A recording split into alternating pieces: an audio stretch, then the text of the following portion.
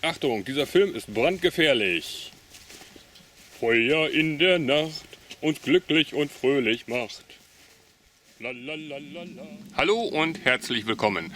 Heute dreht sich mal alles ums Feuer und wir haben jetzt für euch mal das Schwedenfeuer ausgetestet und ich kann jetzt schon sagen, ich bin einfach nur begeistert. Unser erstes Schwedenfeuer, das werden wir jetzt mal anmachen und mal gucken, wie das Ganze funktioniert.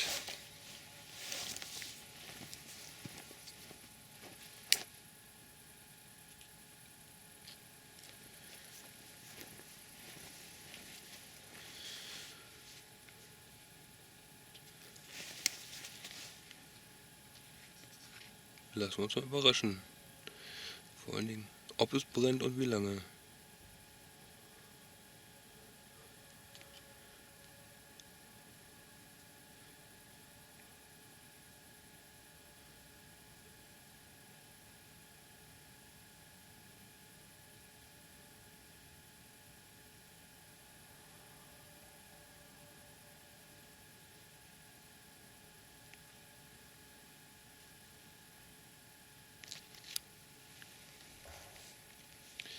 Also bis jetzt sieht es gut aus. Sehr gut.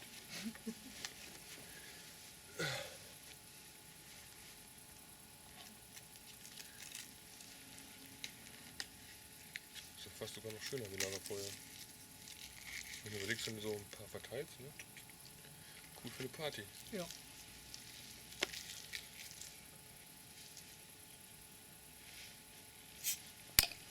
Achso, sorry. Habe ich vergessen.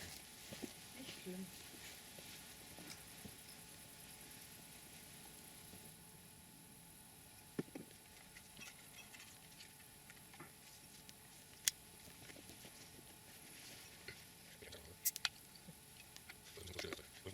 Hallo, herzlich willkommen. Heute sind wir aktiv und machen Feuerchen. Dann so ein Tag. Jetzt können wir machen. Wir machen morgen Nacht ein paar ordentliche Aufnahmen. Dann können wir auch zeigen, wie wir dieses schöne Schwedenfeuer erstellt haben, bzw. gebastelt haben oder ja, produziert haben oder gewerkelt haben. Lol. Ich bin das Licht.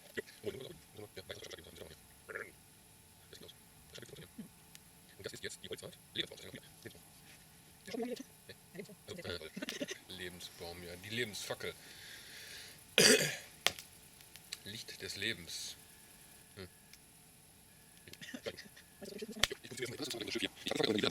Das sieht so geil aus, ey. Heute sind wir mal nachtaktiv und machen ein paar Feuerchen. Ja, da musst du aber noch ein paar. Jetzt können wir keinen Krach mehr machen. Muss ich morgen welche machen. Wir machen morgen Nacht ein paar ordentliche Aufnahmen. Dann können wir auch zeigen, wie wir dieses schöne Schwedenfeuer erstellt haben, bzw. gebastelt haben oder ja, produziert haben oder gewerkelt haben. Lol. Und am besten bei Tageslicht. Jo. Obwohl, im Dunkeln kommt das auch gut. Muss ja nur der weiteren Nachbarschaft Bescheid geben.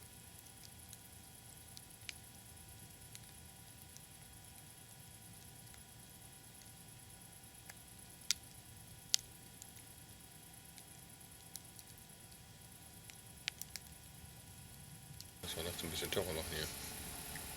Renn, renn, renn. Das sieht gut aus. Das scheint wirklich zu funktionieren. Mhm. Und das ist jetzt die Holzart Lebensbaum, ist das ja genau, Thuja. Lebensbaum. Das ist jetzt übrig geblieben von unserem Schwedenfeuer. Und ja, das hat dann in der Nacht noch geschüttet.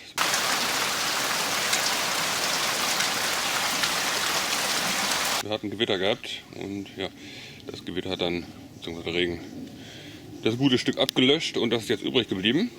Das werde ich allerdings nicht wegschmeißen, denn das war jetzt unser erstes Schwedenfeuer. Und davon werde ich mir eine Skulptur machen. Schwedenfeuer, ja, also das ist eine ganz geniale Sache. Gerade wenn man eine Party hat oder wie gesagt, wenn man abends ein bisschen gemütlich irgendwo zu Hause im Garten sitzt. Aber dazu soll gesagt sein, Feuer ist natürlich sehr gefährlich. Das sollte man nicht außer Acht lassen. Also als erstes sollte man keine Kinder unbeaufsichtigt bei solch einem Feuer lassen, denn Kinder spielen sehr gerne mit Feuer. Das weiß sicherlich jeder von sich selber. Ich habe als Kind auch gerne mit Feuer gespielt und mache ich heute noch. Aber wie gesagt, Sicherheitsvorschriften sollte man schon einhalten. Also es sollten auch keine brennbaren Materialien in der Nähe sein, in der näheren Umgebung. Also man sollte schon Abstand von 4-5 Metern zu anderen Sachen haben, damit da kein direkter Kontakt mit dem Feuer entsteht. Und auch Funkenflug sollte man natürlich beachten. Also wenn es windig wird, dann können die Funken natürlich fliegen. Ganz gefährlich. Also denkt daran und achtet darauf, dass da also wirklich nichts passieren kann. Außerdem sollte man immer Wasser in der Nähe haben, damit man im Falle eines Falles die Geschichte hier sofort ablöschen kann. Wenn jetzt beispielsweise Böen auftreten oder starker Wind plötzlich auftritt, dann löscht die Geschichte und das ist also sicherer, als wenn man da zuguckt. Auch wenn es dann ganz toll aussieht, wenn das alles in die Funken in der Gegend rumfliegen. Aber wie gesagt, das ist einfach zu gefährlich. Wenn man jetzt einen großen Platz hat, wo man also wirklich links und rechts und vorne und hinten kilometerweit nichts ist, dann könnt ihr das Ding auch so abfackeln lassen. Auch kein Problem, aber wie gesagt, denkt ein bisschen an die Sicherheit. Das ist also ganz, ganz wichtig. Ja, das war jetzt unser erstes Schwedenfeuer. Ich bin super begeistert und wir werden jetzt noch einige machen und auch einige Tests mit anderen Holzarten. Das war jetzt wie gesagt Lebensbaum und ja, mal gucken, was wir als nächstes verwenden. Auf jeden Fall denke ich mal, auch jedes Feuer hat dann ja, seinen eigenen Charakter und wird ganz anders aussehen und wenn man das filmt, dann wird man das auch sehen. Also ich werde ab und zu dann mal auch ein Schwedenfeuer zeigen und ja, auch berichten, wie es dann abgebrannt ist und ja, was für Vorteile es hat und welche Nachteile die Holzarten haben. Auch Laubhölzer werden wir jetzt mal verwenden, wie mal gucken, was wir so haben. Eiche, Pflaume haben wir glaube ich noch und Kastanie, ja mal gucken, Weide auch.